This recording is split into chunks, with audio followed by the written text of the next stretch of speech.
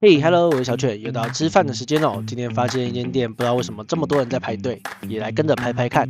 我今天点了经典的肉松火腿口味的套餐，把它卷起来。他们家的饭团不只有美乃滋而已，还有再多一种酱，酸酸甜甜的，我觉得蛮好吃的。不过我觉得它那个酱有点偏少，稍微有点干。然后我有问老板，老板是说如果喜欢酱多，可以跟他们说，他们可以再帮忙多加一点。